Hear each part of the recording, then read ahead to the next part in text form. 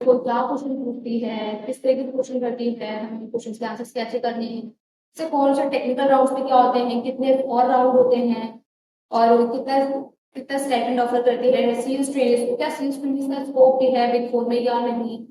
Hello guys, welcome back to my channel. This side Nitya Pandey, currently qualified all sales professional exams and also in my sales management field. So let's start the video. So this video is all about sharing my experience from the recent interview written by the in Big Four EY.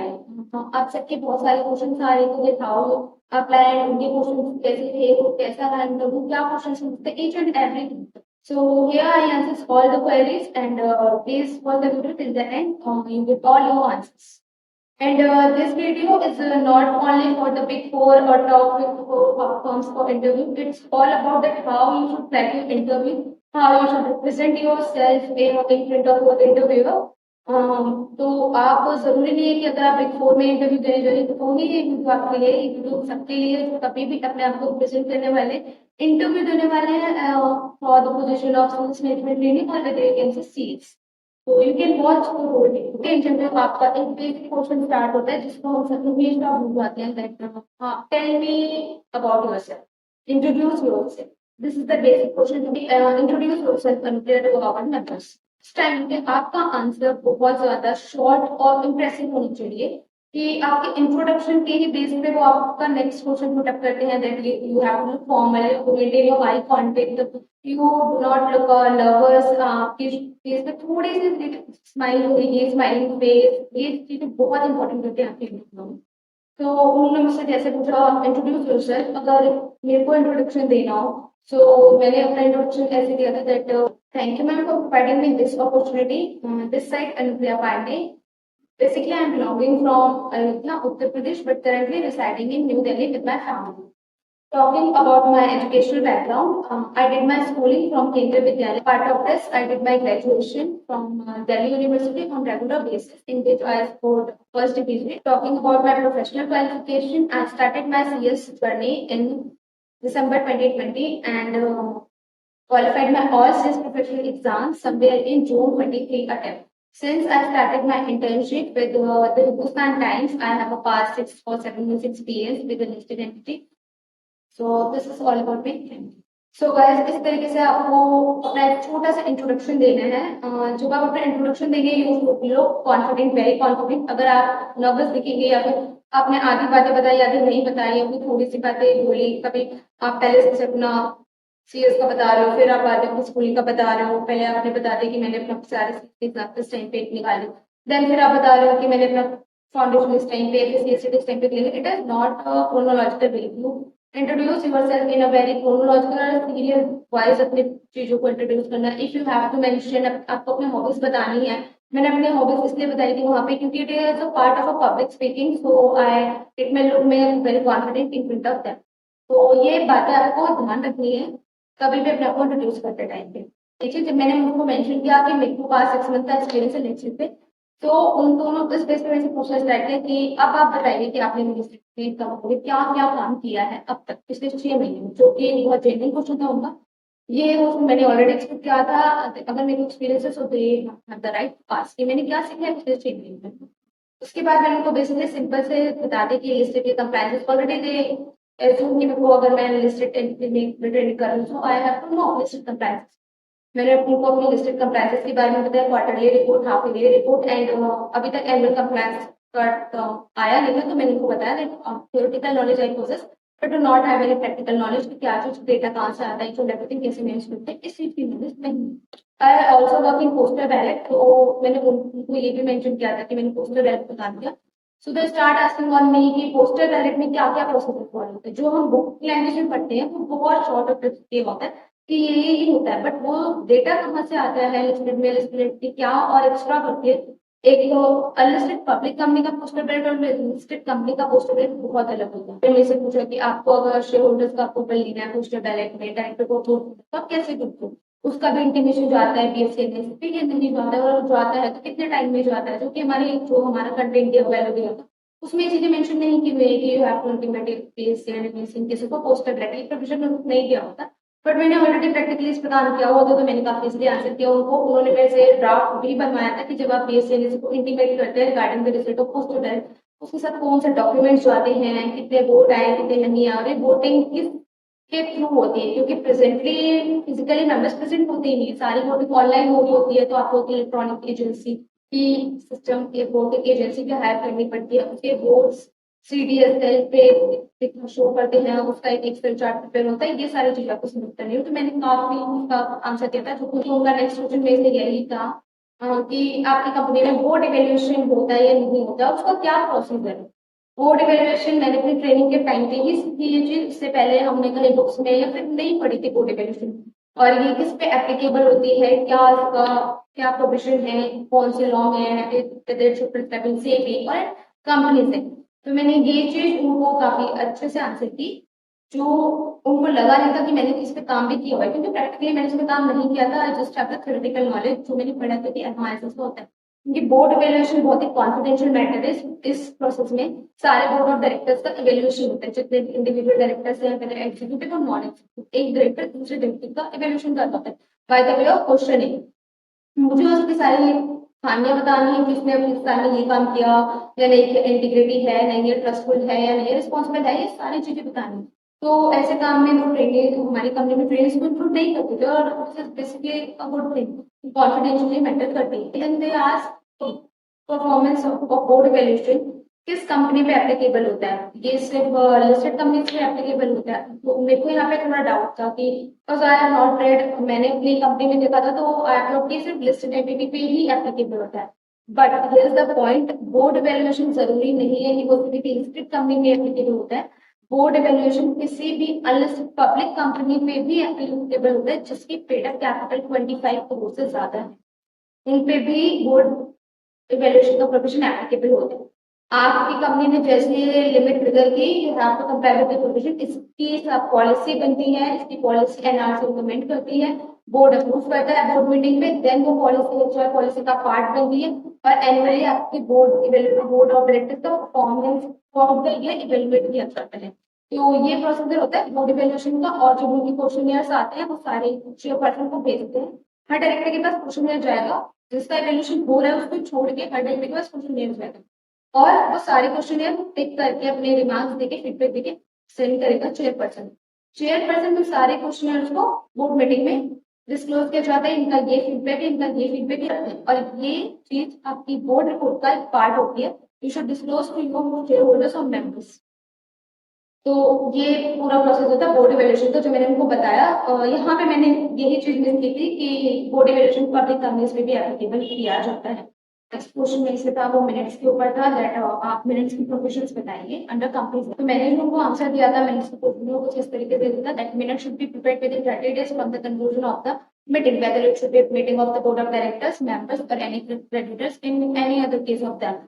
And the draft minutes should be circulated, prepared and circulated to the directors within 15 days from the date of meeting. And the directors have to reply within 7 days from the date of circulation of the minutes to them. The directors should intimate their comments and their response on the minutes in case of any point left in the minutes. If they did not respond, then it is deemed that minutes are approved by the director. Comment करता है या कोई भी response 7 दिन के बाद, तो वो चेयरमैन की डिस्कशन है कि वो पॉइंट वो मिनट्स में इंकॉर्पोरेट करेंगे या नहीं करेंगे। उसके बाद प्रेशर्स के कमेंट्स के बाद जो मिनट्स होते हैं वो साइन इन करने के लिए जाते हैं चेयरमैन के, chairman have to sign to the minutes, chairman should be signed each page initially and the last page should be signed in full way with the mention of date and place of the meeting. और अगर कोई page ऐसा उसमें रह गया है जो blank हो गया, अगर आपने मिनट शीट पे प्रिंट किया तो यहाँ पे इसकी डिटेल और ये ब्लैंक है, तो you should cut that page with your sign. ये प्रोविजन मिनट्स का था। अपार्ट ऑफ दिस मैंने एक और पॉइंट इसमें मेंशन किया था मिनट्स का, जो काफी सारे सीरियस स्टूडेंट्स को नहीं पता होता है पढ़ाई करते टाइम पे, कि मिनट्स जो प्रिपेयर हो जाते हैं, साइन हो जाते हैं, उसके 15 दिन के बाद फिर से मिनट्स को सर्कुलेट किया जाता है। ये sign minutes circulate by the company secretary all the directors whether they present or not, or whether they cease to the office। ये कुछ इस तरीके से मैंने उनको मीटिंग का मिनट्स का प्रोविजन बताया था, प्रोविजन बनाया था जो हम लोग अपने कंपनीज में फॉलो करते थे, यही प्रोसीजर है। उसके बाद उन्होंने मेरे से डायरेक्टली दे आस्क्ड दैट वो काफ़ी लेट नाइट तक वर्किंग करते हैं, लेट नाइट वर्किंग कल्चर है उनका, there is no definite time. If they have to sit till 10 o'clock, then you also have to sit till 10 o'clock. If they are thought कि मैं इसमें काफ़ी comfortable होंगी, and I have to say yes. उन्होंने मुझसे यही पूछा that we are working late, so you are comfortable as you're already working with your in a listed entity, so you should know the working culture. मैंने इस question पे मैंने instantly reply नहीं किया, क्योंकि आपको भी कभी ऐसे क्वेश्चन पे instantly रिप्लाई नहीं करना चाहिए पॉइंट पे आप कंफर्टेबल नहीं हो। तो I am not comfortable on this कि मैं रात के 9 या 10 बजे तक काम करूँ। कुछ लोगों का होता है कि अपने ट्रेनिंग पीरियड में एक्सपोजर चाहते हैं, तो दे हैव द कि उनको लेट नाइट वर्किंग से कोई इशू नहीं, बट मेरे को प्रॉब्लम होती है लेट नाइट वर्किंग से। तो मैंने उनको काफी एक रिस्पेक्टिवली रिस्पॉन्स किया that oh yes and no में ऐसा कुछ पॉजिटिव या नेगेटिव कुछ रिस्पॉन्स नहीं दिया। I am smiling and saying कि I have to think it twice. उसके बाद उन्होंने मेरे से स्टाइपेंड एक्सपेक्टेशंस पूछी। तो इस टाइम पे ना काफी सारे ट्रेनिंग होते हैं, काफी सारे जो सीएस का इंटरव्यू दे रहे होते हैं, फिर ऐसा दे जो कि हाँ 25 की चाहिए, 30 के चाहिए, ऐसा कुछ। तो वो डायरेक्टली आंसर करते हैं कि इतना चाहिए। ऑब्वियसली अगर आप बिग फोर में जा रहे हो तो आपको ये पता होगा कि वो अच्छा पैकेज ही आपको ऑफर करेंगे, चाहे वो ट्रेनिंग का हो या फिर आपकी जॉब का हो। तो आपको कभी डायरेक्ट आंसर नहीं करना है इन चीजों को। ये आपकी चीज दिखाते हैं कि आप कितने किस लेवल तक काम करोगे, कि अगर आपको एक पैकेज देंगे तो ही आप काम करोगे, वरना नहीं करोगे। आपका डेडिकेशन ऑफ वर्क, आपका हार्डवर्क की सारी चीजें शो कर रही है। तो इस क्वेश्चन का आंसर मैंने डायरेक्टली नहीं दिया, मैंने जस्ट उनको यही कहा कि I am just in my training period, I am just looking for exploring new things and learning new act and doing the compliances. तो मेरा अभी इस पॉइंट ऑफ स्टाइपेंड का ऐसा कुछ इशू नहीं है, I am just focusing on my learning. तो मैंने उनको यही आंसर दिया था, बेसिकली कुछ आंसर नहीं दिया था। देन दे स्टार्ट आस्किंग कि if you have any question then you can ask. कहीं पे काफी लोग डायरेक्टली नो इसमें कुछ भी ऐसा बोल देते हैं कि जो उनको नहीं बोलना चाहिए। First question I ask from them that kind of work which I have done. तो उन्होंने इसका आंसर मेरे को दिया कि अभी उनका कुछ रनिंग प्रोजेक्ट चल रहा है एमसीए के साथ, जो कि 2017 से चल रहा है, जो अभी उनका जनवरी नेक्स्ट ईयर जनवरी में खत्म होने वाला है। तो अभी 7 महीने बचे थे इस प्रोजेक्ट को खत्म होने में। उन्होंने मुझे बोला कि ये प्रोजेक्ट एमसीए के पॉइंट ऑफ व्यू से है, ना कि उस कंपनी के पॉइंट ऑफ व्यू से है। तो इस पे मुझे काम करना पड़ता एमसीए की पर्सपेक्टिव से, और उसके लिए उनकी कोई फिक्स सेटिंग भी नहीं थी। कभी वो एमसीए के ऑफिस में बैठते थे, कभी नोएडा या गुड़गांव के ऑफिस में बैठते थे। तो इस तरीके से था पूरी टीम डिजाइन हुई थी जो सिर्फ इस प्रोजेक्ट पे काम कर रही थी। तो वो मुझे इस प्रोजेक्ट पे लगाना चाहते थे। आई एम आस्किंग कि सिर्फ इसी प्रोजेक्ट पे मेरे को काम करना है। दे सेड यस, जब तक ये प्रोजेक्ट खत्म नहीं होता आपको इसी प्रोजेक्ट पे काम करना है। उसके बाद हम आपको किसी टीम अपनी टीम में एलोकेट कर देंगे for different kind of service. तो मेरे को ये थोड़ा एक और लगा कि मैं अपनी 6 या 7 महीने ट्रेनिंग के जो बच्चे हैं वो सिर्फ एक ही प्रोजेक्ट पे दूं, एमसीए के प्रोजेक्ट, और कोई कंप्लायंस से कुछ भी अलग नया नहीं मिलेगा मुझे। देन उसके नेक्स्ट क्वेश्चन पूछा था till what time I have to expect the response from your side. कब तक मुझे ये रिस्पांस मिल जाएगा दैट आई एम सिलेक्टेड और नॉट। ये काफी इंपॉर्टेंट क्वेश्चन है। उसके बाद इररिस्पेक्टिव इंस्टेड ऑफ कि आप बाद में फॉलो अप करो, कॉल करो कि मैम बता दो, मैसेज ड्रॉप करो, ईमेल लिखो, ये इन तरीकों से बेस्ट है कि आप पूछ लो एक बार वहां से कि कब तक मुझे आपकी साइड से रिस्पॉन्स मिलेगा, weather it should B positive और नेगेटिव। तो आपको डेज बता देंगे, उसके बाद आप उनको कॉल या फिर मेल कर सकते हो। और ये भी it should not be in the way कि आप रोज कॉल करके परेशान करो, मैम बता दो, उस तरीके से it looking like a desperate कि आप बहुत ज्यादा डेस्परेट हो जॉब के। लास्ट क्वेश्चन मेरा उनसे यही था, जो कि बहुत इंपॉर्टेंट क्वेश्चन होता है। आप सबको, आप कहीं पे भी इंटरव्यू दो, आप ये क्वेश्चन जरूर पूछो। मैंने उनसे ये क्वेश्चन किया था, what is the feedback for my interview, any suggestions और anything which I should not have done which I did it. तो उन्होंने इसका आंसर मुझे काफी स्माइलिंग फेस के साथ दिया था दैट इस क्वेश्चन का आंसर उन्होंने इस तरीके से दिया था। उन्होंने मुझे ये इम्प्रूवमेंट सजेस्ट की थी, एक सजेशन दिया था for my further interviews and anything. They told me कि अगर आपको किसी भी पोजीशन पे बहुत स्ट्रॉन्ग कमांड है, आपको उस पोजीशन का ये सारी चीजें पता है, इन डेप्थ पता है, क्योंकि आप अभी प्रैक्टिकली वर्क कर रहे हैं उस चीज़ पे। तो जरूरत नहीं है कि आप सब कुछ बताएं, प्रैक्टिकल बताएं कि डेटा यहाँ से आता है, डेटा साइनिंग जाता है, कि इस तरीके से होता है, इस तरीके से अप्रूवल होता है। इट इज नॉट नेसेसरी कि आप पूरा बताएं। ये शो करता है कि आपको सब कुछ पता है, but should not be necessary. आप सिर्फ उतना बताएं जितना लॉ में दिया हुआ है। आपसे प्रैक्टिकली नहीं पूछ रहा, आपसे थ्योरेटिकली पूछ रहे, तो आपको सिर्फ उतना ही बताना है। तो ये सजेशन मुझे मिला, क्योंकि I am over explaining the things because I worked it on earlier. तो ये फीडबैक मुझे काफी अच्छा लगा, जो कि मुझे बहुत सारी कंपनी से नहीं मिला। अगर मैं पूछूं तो दयास की आपको रिस्पॉन्स से पता चल जाएगा, it is on board, it is all board from a part of a training, इस तरीके से। बट उन्होंने मेरे को इस पर फीडबैक दी मुझे काफी अच्छा लगा था। ये कुछ और भी क्वेश्चन पूछे थे जो मैं डिस्क्रिप्शन बॉक्स में मेंशन कर रही हूँ, look at it once. And this is a very best interview which I had given till on date. मैंने बहुत सारी कंपनीज का दिया, उसमें से सबसे बेस्ट और टेक्निकल राउंड काफी इंटरेक्टिव सेशन था। ये इंटरव्यू कुछ 45 मिनट्स चला था मेरा, और it is not a one way interview. कुछ क्वेश्चन वो पूछ रहे थे मुझे, कुछ मैं पूछ रही थी, तो काफी इंटरेस्टिंग था। All you have to do कि आपको कोई चीज नहीं भी आती है, तो मेरे को कुछ क्वेश्चंस नहीं भी आते थे, सो आई डायरेक्टली सेड कि no ma'am I read it, but as of now मुझको ये चीज नहीं आ रही, I can't remember it, I do not have the clarity on it, कुछ इस तरीके से मैंने रिस्पॉन्स दिया था। If I read it once then I have a more clarity on this। तो इस तरीके से आप अपना कुछ एक पॉजिटिव रिप्लाई फॉर्म कर सकते हैं। अगर आपको कुछ चीज नहीं आती, instead of saying directly no I don't know, या फिर आप अपने दिमाग को प्रेशर कर रहे हैं कि नहीं नहीं याद है मैम, याद है, पढ़ा था, कहीं पढ़ा था, ये चीज नहीं करनी है आपको किसी भी इंटरव्यू में। You should look a very formal format. ये डिपेंड नहीं करता है कि आपको नॉलेज कितनी है, आप रैंक लाए हैं नहीं लाए हैं, तो ओनली थिंग इज डिपेंड कि उस टाइम पे उस सीट पे बैठ के आप खुद को किस तरीके से रिप्रेजेंट करते हैं, सिर्फ ये चीज मैटर करती है आपके ऊपर। ये बाय ना ज्वाइन करने का मेरे मेन यही रीजन था। बाद में मुझे वहां से कॉल भी आया था दे ऑफर स्टाइपेंड ऑफ 30 के, वो मेरे करियर को आगे when I am going to enter into the membership, when I am going to come for the position of company secretary, कि मेरे पास सिर्फ 7-8 महीने तक एमसीए की प्रोजेक्ट का ही एक्सपीरियंस रहेगा।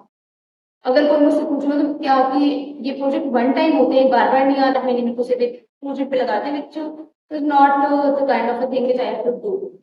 And the other thing basically कि उनका लेट नाइट वर्किंग चल रहा है, ये हर वो में है। You have to do late night working 9, 10, 11 बजे के बाद। मेरे को ये चीज सही नहीं लगती। वर्क करने का डिफिनेट टाइम पीरियड होता है, अपनी पर्सनल और professional life you have to enjoy both, balance between both. तो इस तरीके से मैं काम नहीं कर सकती थी, इसलिए मैंने ईवाई ज्वाइन नहीं किया। एंड काफी लोग मुझसे कुछ contact details male and everything मांग रहे थे कि ईवाई में अपना रिज्यूमे में कैसे भेजूं contact. So I am mentioning it into the description box. So this is all about, and all the best जो जो इंटरव्यू देने जा रहे हैं या फिर देंगे अपनी लाइफ में, आर्टिकलशिप है अदर इन बिग फोर और किसी भी कंपनी में, ऑल द बेस्ट। प्लीज ये टिप्स फॉलो करके जाइए, आपको काफी हेल्प होगी to crack the interview and very confident. Thank you and all the best for your interviews guys.